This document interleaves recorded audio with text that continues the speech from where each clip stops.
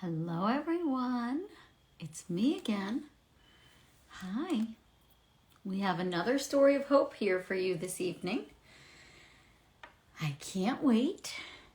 And that also means another scholarship giveaway. Okay.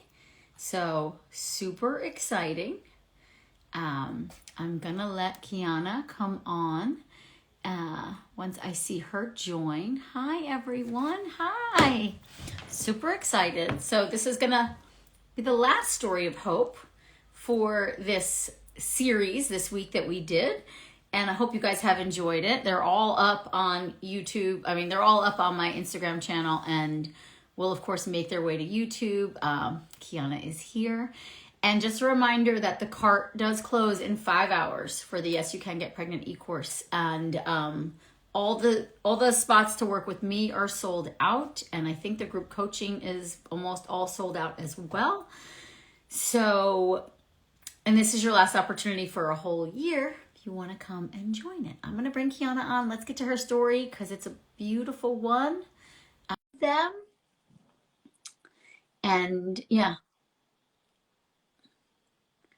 Aw, I love it. Yeah, the more active you guys are commenting all the things, the more likely you're going to get selected to win a scholarship. So comment, comment, comment. You guys are cute. You're going to steal me, bring me to Florida.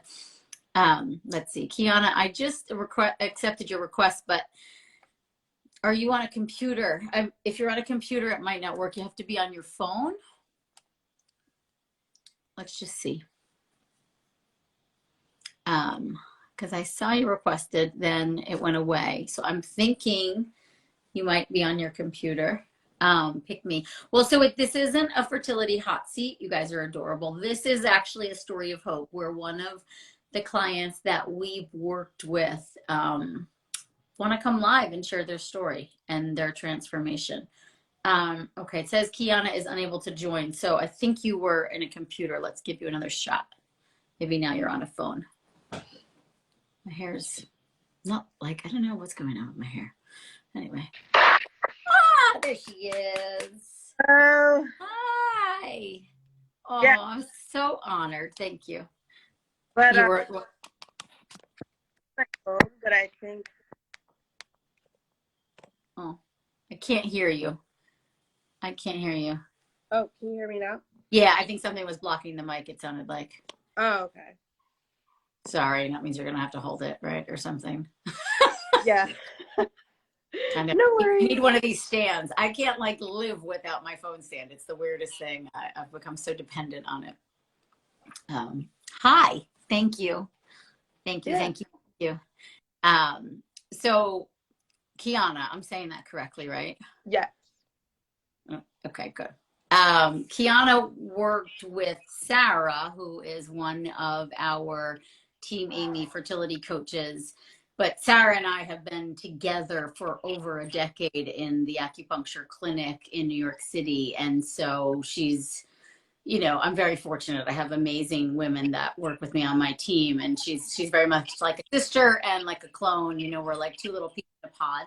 So I was eyes on the case of yours, but never work directly with you. So, I want you to share a bit with the people following about your story and kind of what brought you to us, if you will. And then I have, we went over all your notes, right? I have your notes in front of me, but Yeah.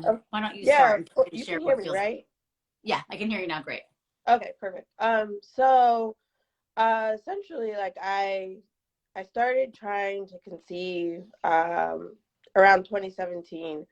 And at that point I knew prior that I had fibroids. I had PCOS, and the doctors I was seeing in Philadelphia said that, you'll probably be fine. Right. You'll probably be able to have children, shouldn't be any issues, whatever. So, just like any woman, you kind of like you put it off for a little bit and give yourself time to like start your career and, do all that. And once I kind of was like, okay, I'm around 27, let me start thinking about having kids, I started trying. In 3 months, I was pregnant. I had terrible periods, though. I had bad cramping periods, and I also, they were like for 45 days Yeah. sometimes. You're very irregular. That Um, was the PCOS, I'm sure, right? Playing a yes. role. But when I got pregnant, they told me at first, like, oh, the numbers aren't rising that fast, but like, they didn't seem too worried at first, or at least they didn't lead on to let me know that they were worried. Um, and then I started progesterone, like 100 mg tablet, like during the start of that pregnancy. But then I quickly, after about 7 to 8 weeks, lost the pregnancy. And that was really tough for me because, like, I didn't know what to expect, and no one really talks about what to expect. And I didn't really know. And I was at my grandmother's house at the time, and like, I ended up going to the ER and all that, and I didn't know what to expect. I didn't know what was happening. Yeah, so traumatic. So traumatic. Yeah. Yeah. And so, like, at that point, I was like, okay, this happens to women. Women have miscarriage, whatever. And I'm just going to jump right back on that bandwagon and do it again. And so I asked the doctor, like, okay, how long do I got to wait? And then they're like, wait a month. So I did that, and I started trying again. And about 3 months again, I got pregnant. And I didn't tell anybody, like most women do, that you don't want to tell anyone because you're nervous that, like, Well, oh, now what. you know what could happen wrong, right? Now you know. Yeah. Yeah. You So you then, lose the ability to be naive once something like that happens, unfortunately. Yeah. exactly. And at that point, again, I got pregnant. This time the numbers were rising. But then I would say a little further in, they said, okay, they slowed down. And then I went to my 8 weeks checkup, and at that point, the week prior, or the 2 weeks prior, um, they they weren't concerned about anything. I wasn't taking any progesterone Yeah. at all in this pregnancy. And then that's when they told me the heartbeat stopped. So at that point, I had experienced two miscarriages, heard the heartbeat, Oh. um, and then they were at the point were saying to me that, okay, you have this fibroid, that you had years ago, but after Right. these two pregnancies, they have, grown larger. So then they wanted me to do surgery. Right. And so that's very scary, I think, to most women. Like, okay, this is the home for my child, the place that's going to carry my child one day into the Yeah. world. So, for me, it was about, like, finding the right people to do that surgery. And it was a lot of it was advocating for Yeah. myself at that time. So, like, the doctor right away was like, oh, we have a doctor who's great, da da da da da. I looked into her. Um, she probably is great, but she Yeah. wasn't great for me. No. Exactly. She wanted to open me up, completely open. She wanted to do a large cut, Yeah. large No. hernia. They should have been able to Um, laparoscopically. Right. Yeah. Yeah. exactly. And Yeah. so I did a lot of research. Um, Ended up finding a doctor in New York, who did the surgery, Right. and he did an amazing job. I have a very minimal scar from it. It's Yeah. like, less, like probably 4 inches, four Right. centimeters. Yeah. Um, and, so after that, I did the surgery, did all that figuring out. I went back to trying. And then again, like, during that process, like, you're kind of stressed, you're Yeah. having anxiety. And I think that's when I started to realize, I had anxiety. Yeah. Um, and then after, I would say, doing that, I tried for another, like, 7 months. Yeah. And then that's when the doctor was like, okay, let's try HCG shots. Yeah. Um, then let's do all IUI. that. Yeah. Yeah. And then the pandemic Right. happened. Of course. Right. Right. And I That, was pregnant again, right. and then it didn't work out. So that's Um, third miscarriage now. Oof. yeah, so I'm at a third miscarriage. And then that was scary, Yeah. because actually I meant to mention on the That was previous a blight one, ovum, that one, right? That one was a blight. yeah, that was a blight ovum, and I forgot to mention on the previous one they removed it because it didn't expel on its own. Right. And they couldn't And test it, so I was kind right? of nervous, like, oh, will I have to do that again? Will I have to do that during a pandemic? Will Yeah. I have to Oh, go into the hospital for that? Like, it was like all these, what a nightmare. Yeah. yeah. What a nightmare. And what So, kind of happening? You passed it on your own? yeah, I ended up passing them on. It was great. I mean, not Great. essentially It was great, great. All things considered, it was great. considering, yeah, during the pandemic, Yeah. not It having to was a worry great, about that was a great option. going Right. into a hospital. Exactly. Yeah. But then after that, again, I think, when you go through that many, or Yeah. when you're at the third, you're kind of like, okay, what's going on? Yeah. Like, am I seeing the right doctors? Am I seeing? So then I think at that point, I saw you guys on social. I started Yeah. seeing Hannah That's right. Bronx. You found me through Hannah Bronfman. Right. Yeah, That's and what I I remember. saw her story, and I feel like her story started to give me some hope. Like, Yeah. I was like, okay, she's, Because sharing she's her young story. too and had a miscarriage. Right. Yeah. Totally. Yeah. Super And young. then so I started looking into other doctors. I still continued with the doctor I had. We did the Clomid, we did more HCG shots, didn't work.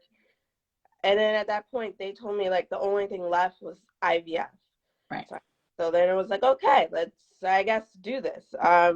So I probably, in hindsight, not the best Yeah. idea to keep going Right. forward. Without Like, the when answers. you, Right. Fine. yeah, when Yeah. you're stressed, when you're anxious, when you're, kind of depressed about, Yeah. everything that you've been Yeah. going through, dealing Yeah. with it during a pandemic. But I guess I just knew I had fibroids and I didn't want to stop, and I didn't want to lose Time. momentum, yeah, Yeah. and time.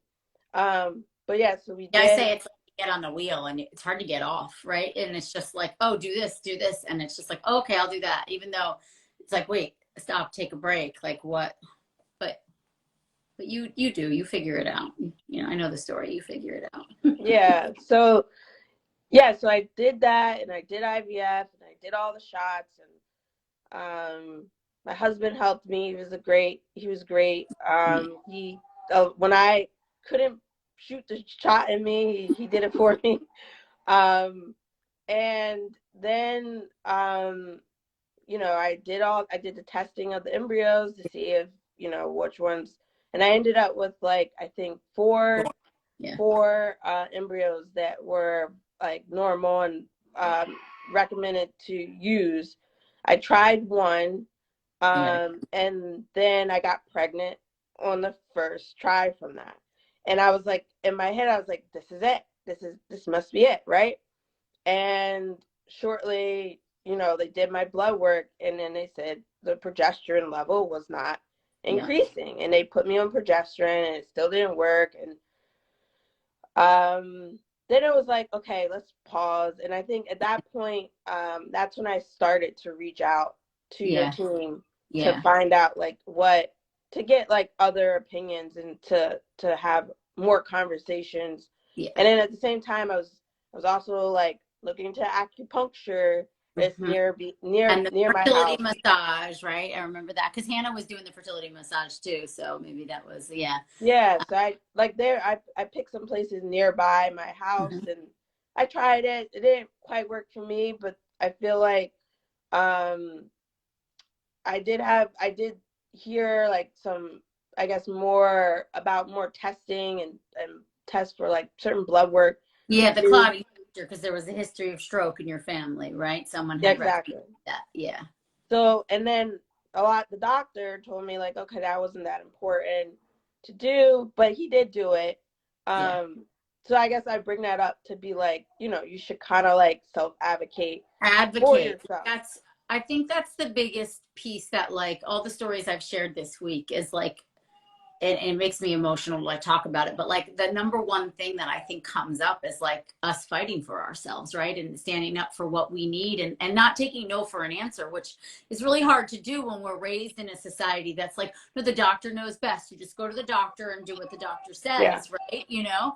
And but then here we are, like educated, intelligent women that are like, yeah, no, this is now number 4, guys. Like, who's paying attention to this, right? Yeah. Exactly. And I even look back through some emails when I was like, because like I think it's all, I think one of the things I learned during the process was building a team that Yeah. that supported me. Yeah. And I think the doctor that I was seeing at that time, he did support me in ways to help me along the journey Sure. to get me Yeah. to the point of the end of this story. But he wasn't the one to do it. And along the way, he did say things that like he didn't think I needed this, or Right. stop Googling things, and Right. stop researching, and like don't like, oh, it's not that, we did all the tests. And I don't know. I guess for me, my gut kept saying there's something wrong, something Yeah. else, like that you're not finding, Yeah. and you're not doing it for me. So Yeah. I have to figure it out for myself, and Yeah. I have to talk Yeah. to other people, because this is 100%. not going to be the end for me. No, And because this isn't okay. I can't keep doing the same thing over and over again and expecting different results, right? I mean, yeah. so So, from there, I essentially, the doctor I was seeing at that time, I was suggesting that I found out like through like a test that I had a G6PD yeah, deficiency.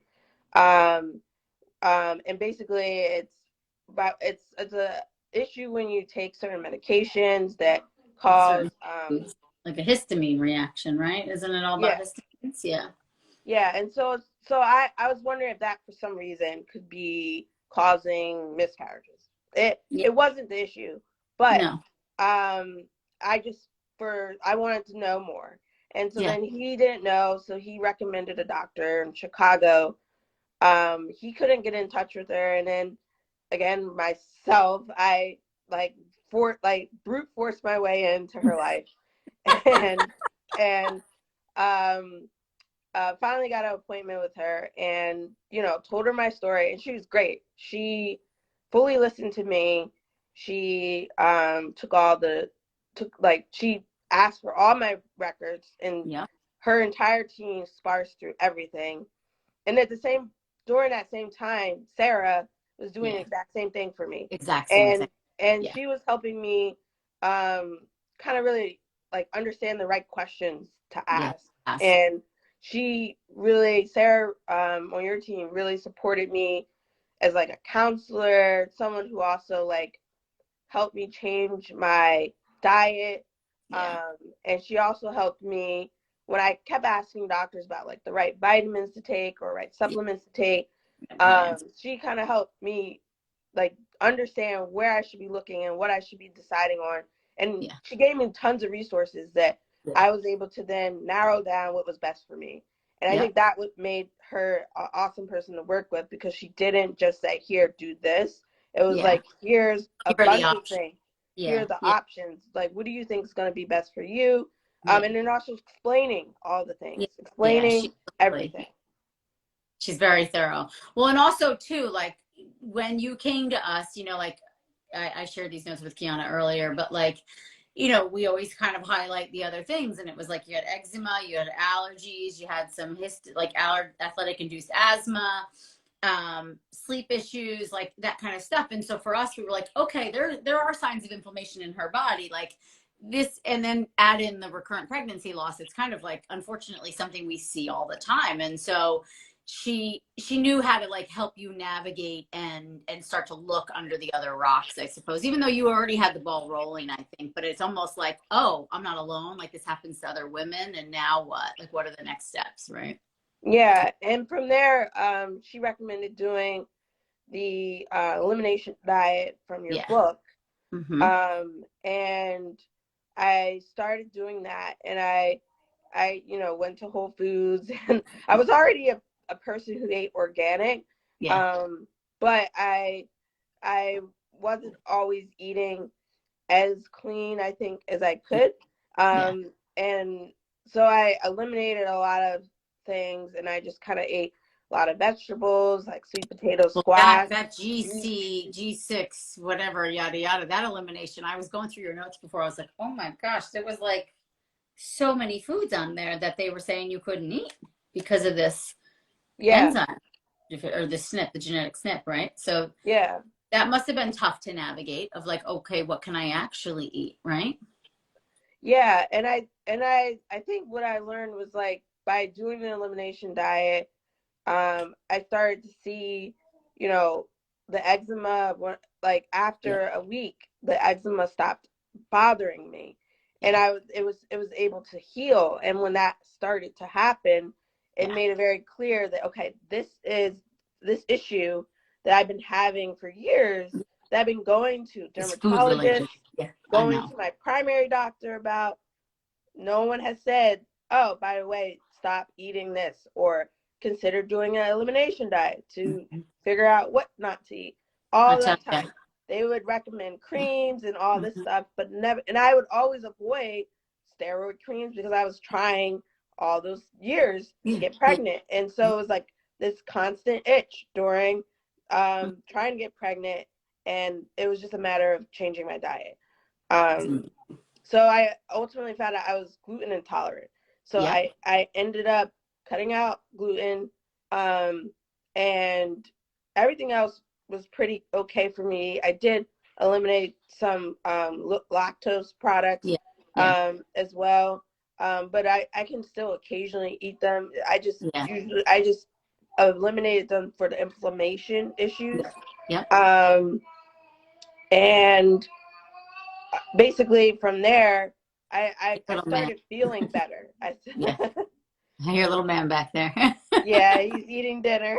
Oh, um, but yeah, I started feeling a lot better.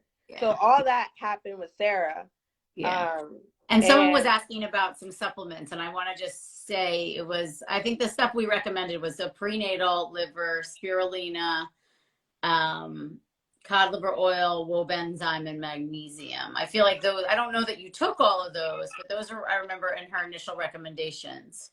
yeah, those were all recommended. I ended up taking fish oil, the prenatal, the magnesium, um, vitamin D, Yeah. and Sorry. I think that was it. Those were the Yeah. ones. And then on top of that, I to help my for myself, I took an anxiety medicine Yeah. because I was having a lot of sleep Yeah. issues. Yeah. And that was a hard choice, but it was for me. It was the best choice. You got to Um, do what um, those meds, I always say those meds are meant to serve a purpose, right? And like a short term purpose. And it's like, and they serve a really important purpose. So never be hard on yourself about it. Yeah. And I think it's real. Like what you were going through was really real, you know? Yeah. yeah. It's big. Um, and then I guess the only other medication I ended up taking was my thyroid medication, Right.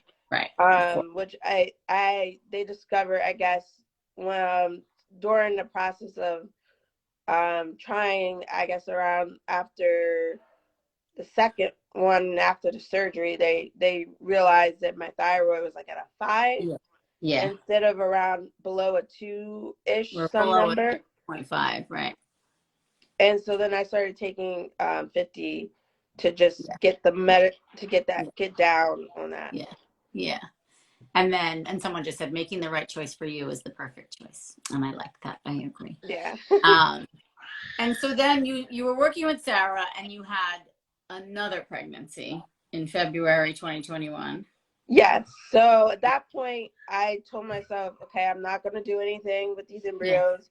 And my husband and I just tried. We just said, Yeah. well, let's see, what's the harm? Yeah. And we got pregnant, and we thought maybe it could work because I had changed the diet and Yeah, you all were like that. 3 months into the work with us, or 2.5, I Yeah. suppose. Yeah. Yeah. And I do think even though like I did all those changes and I was all those changes and I got pregnant, the what I found from seeing the doctor in Chicago, her name is Dr. Stevenson. She actually retired. Oh, Um, did she? She sounds like a great one. Yeah. yeah, but I think her practice still like follows her Good. protocols. She recommended when I met her to do 2 tests.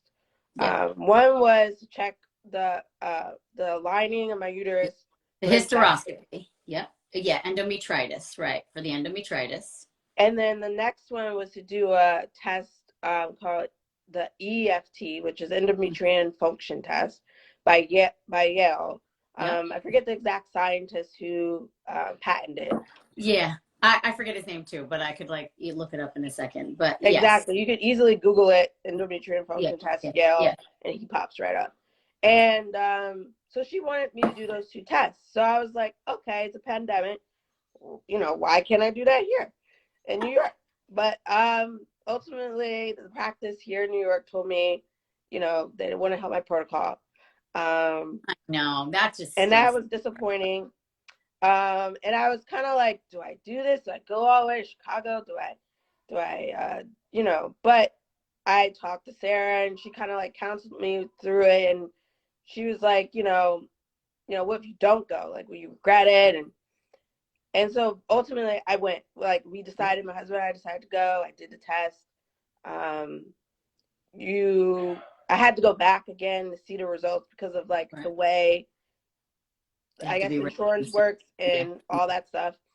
And I found out that I don't know exactly the exact terms they described, but basically it was low progesterone.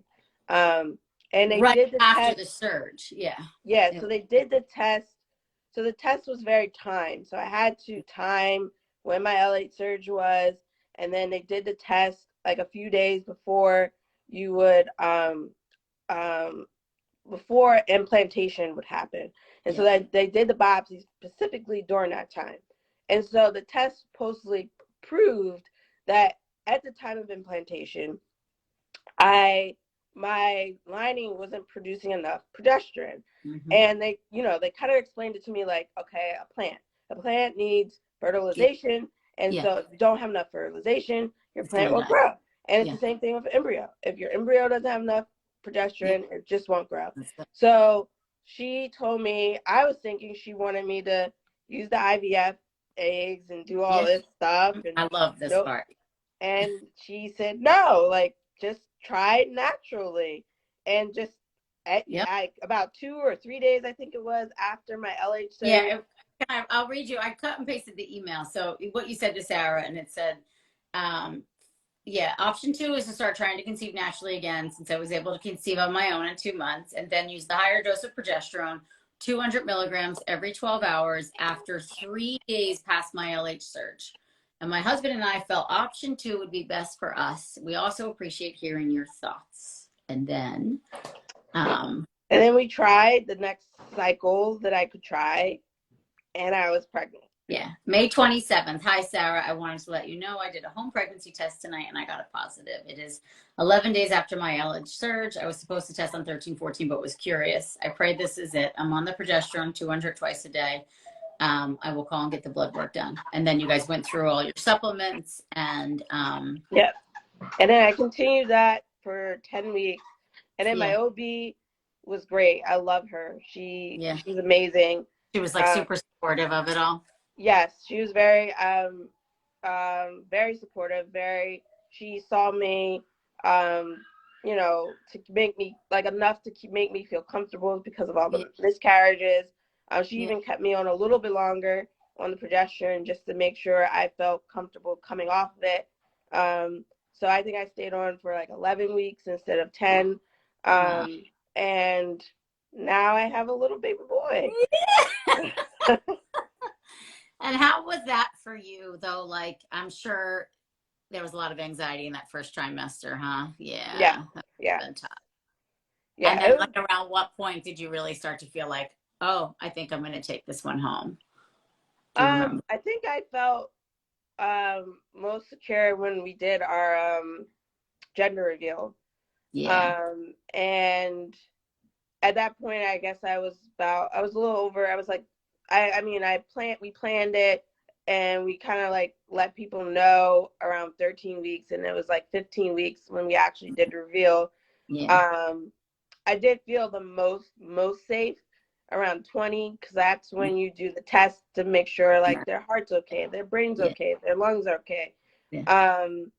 But it was I would say trying to like, every week, hoping that, okay, will I get past this? Will I get past this week? Will I get past? But I think the most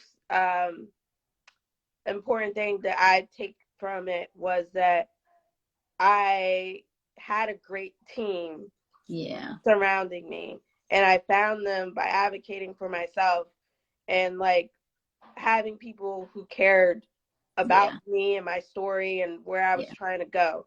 So that with you and Sarah, to like a trainer, and like to make sure I'm exercising and keeping my anxiety down, and to like friends who were supportive, and just family who cared and was supportive, husband who was supportive, all that just kind of kept me going. Yeah. I love it. I love it. I love it. And now, how old is little one now? 2 months, right? Is what he said? Oh no, he is No, 8 months. Yeah, wait, you told 8 me. months Yeah, by month, 8 months. and like We talked. 9 months. We chatted last night, and I'm already forgetting because I've talked to so many people, but since we last spoke, Yeah, 8 months, right? he's 36 weeks at this point. Aww. Yeah, he's a little big chunky boy. Nice. I love it. I love it. I love it.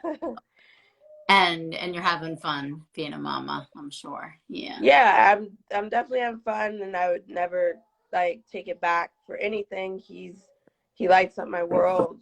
And I just feel very blessed.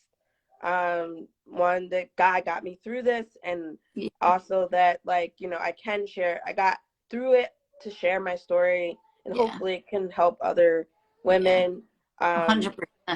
Well, the progesterone piece is like, I've been doing this a long time too, and this is like, I've seen the endometrial function test used before, but this is a fairly like new solution that I've seen with recurrent pregnancy loss, that like this could be a really simple shift for a lot of women, in the sense of, even though too with your IVF though, you did do progesterone, just not the same dose, right? Is that what it was? Because you were on progesterone with that transfer, right?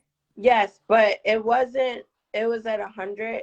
Yeah, so And it wasn't the same dose. That's what it didn't was. start as early as, because she said 3 days post the surge, right? You started it. You must have started with transfer, I'm assuming, but yeah, you probably just, it was probably the lower dose, so it's probably the extra kick that you needed in a sense. Yeah, exactly. It's amazing. It's amazing. I mean, I'm just so happy for you. And I'm honored that you wanted to come on and share all of this with everybody, because I mean, it's like, these are the things that we all learn from, right? And then, there's probably, I would think, a dozen women on here right now that are thinking about like, I should get an EFT. I never got an EFT, or hysteroscopy, right? I'm such a huge fan of hysteroscopies and the endometrial biopsies, because it's amazing how many times we find it, oh, you have endometritis, and that's why you keep missing. And it's like, you just take a course of antibiotics and it's fixed. And instead of spending, $20,000 on IVF, you know what I mean? It's like, exactly. And like the progesterone. So like the progesterone that I took for IVF cost like hundreds of dollars. And it like used up all my my fertility benefits. The progesterone that they recommended for this cost me $5 with insurance. So like I was spending like hundred and like maybe $50 for that specific one that you, and the other one was just in a like a little capsule that you just insert, and that was it. Wow. So that was to me ultimately like crazy, like how much it shift just from some like one doing it naturally, taking one small pill to help my progesterone, because I have progesterone issues, I guess, and that was just a key for me. Well, and it's PCOS, it's very common for PCOS women to have progesterone issues. That's like one of the most common things. And it's because it's like, what I like to say is inefficient ovulation. It's just kind of like the rupture doesn't like fully happen with all the oomph, because there's so many follicles trying to rupture. And that's the thing too. When they would look at me during like teen pregnancy, they were saying that, oh, my progesterone levels were fine. but they were fine during LH surge, like around that time. They weren't fine when I got to the point of trying to implant. And I think that's the key. That's the key that women need to know, is that it, like, you could have fine progesterone levels, but somewhere along that phase at the end, it started to drop and wouldn't progress enough. It wouldn't hold to fuel. Exactly. It's amazing. Well, I thank you so much for coming and sharing. Do you have any last words of wisdom you want to share with the women that are out there still on this journey, knowing that you were there too? Yeah. I would just say, it's very hard, and I know from experience, you want to give up sometimes, you're going to cry, you're going to be upset, and that's normal. But I just would say, like, if it means that much to you, then and keep going. Oh, I lost you. And can you hear me? Keep I would fighting. say continue to fight for what you want, and just keep advocating for yourself, and just never let anyone tell you that something's not right for you, because that was what was told to me, and I ultimately did the opposite of what I was told, and I was able to get success. And I think if you just keep trying and having hope, you'll eventually find your solution. Yeah, I love it. Sorry, my battery. Okay, here I am. I got the low battery notification. Yeah, I love it. Thank you so much for sharing this, Kiana. Yeah, so helpful. Thank you, and for taking the time. And now you also have like a solution to grow your family, right? I'm sure you have on some level less anxiety about moving forward for the next time, right? Because it's like, okay, I think I figured this out, Yeah, I definitely think that, I would use the same protocol that I used here. I'm hoping one day to have a little girl, but see what life has in store for me. But yes, I definitely would want to grow my family a little bit more. You will. And someone just said, what a brave warrior you are. I love that. Thank you. Yeah, thank you. We had emailed Sarah's clients and asked if anybody wanted to submit testimonials or if anybody wanted to do Story of Hope. And Kiana was like, I want to go live and I want to share this story. And I was like, you got it. Oh yeah. What is your age? So what are you, 32 now? Yeah, I'm 32. So I was 27 and I finally, I guess I was 31 when I conceived, and then 32 now. Yeah. All right. I'm going to give away a scholarship. You can hang out for 1 second. We're going to give it to, how do I say this? Funsies Lizzie 1212. Fun size Lizzie 1212. I'm getting it. You get to just email beth@aimeeraupp.com and get your scholarship to the Yes You Can Get Pregnant eCourse, where you can learn a lot of the things that Kiana did. But I think really one of the most important jobs that I see that we all do for our people is to support them in learning how to advocate for themselves, and like giving you the information, just like Sarah did, of like, okay, here's how we break this down. Advocacy is such an important piece, and I do feel like the change in my diet and all those things contribute to having a healthy pregnancy, and then just how quickly I was able to just like the absorption too. Like I always talk about too, of like you could take all the hormones, but you might not be absorbing them because you're eating foods or consuming things that kind of gum up your system a little bit. And so that's part of it too, of like your system was like, as I think receptive as it could be. Right. And then obviously lends to a healthy pregnancy, healthy baby, healthy recovery. And, and you learned a lot about your body. It's tremendous. Yes. It's like a tool. It's like education. No one can ever take that from you, right? It's like this discovery process. And like now you're even more connected. And what a good example we get to be for our children in that regard too, in my opinion. That like, we know how to advocate for ourselves. We also know how to listen to our bodies, and we know how to support ourselves. So yay. Okay, I'm going to let you go and be with your family. And thank you so very much again. I really appreciate you taking the time and sharing this beautiful story. Thank you for having me. Oh, thank you so much. Okay. All right. I'm going to let you X out. Bye. And I'm just going to say a few words to y'all, and then I'll let everybody get on with their night. Oh, such a beautiful story. What a beautiful woman, too. She was so eager to share her story. And I was like, oh, absolutely, you know, and I love, too, that it's a really good point for a lot of you that, you know, maybe look and say like, oh, well, I can't work with Aimee, you know, and it's like, yeah, but you don't have to, you know, my team is exceptional, and I wouldn't have them on my team if they weren't exceptional. And Sarah, you know, we often joke, like, I mean, I go to her for advice on cases sometimes. I mean, she's brilliant. All my girls are. And Kiana's the perfect example. Like, I never once had a phone conversation with Kiana. You know, she had access to the eCourse. She did her coaching with Sarah. She followed all the recommendations, and you know, just to show you all that you can do this even without my direct guidance, and that even if you do work with one of my coaches, which even if you join the basic level, you can always add on a one-off session with one of my coaches. And I do think there's a couple spots left for the group, which you will get 2 individual coaching sessions with one of my coaches. And then you also get the fertility trauma coach, which is an amazing, if we would have had that when Kiana was here, we would have definitely had her, you know, that would have been a great adjunct to what she was going through dealing with the anxiety. But I just think it's just a good takeaway, because I feel like, you know, and everybody puts me on this pedestal, but it's like, my team, you know, there's so many amazing practitioners out there, not even just the ones on my team. There's so many amazing practitioners out there that can really support you. And so what I said earlier in that reel that I posted earlier today of like the 3 keys: finding a practitioner that you align with, that believes in you. What else did I say?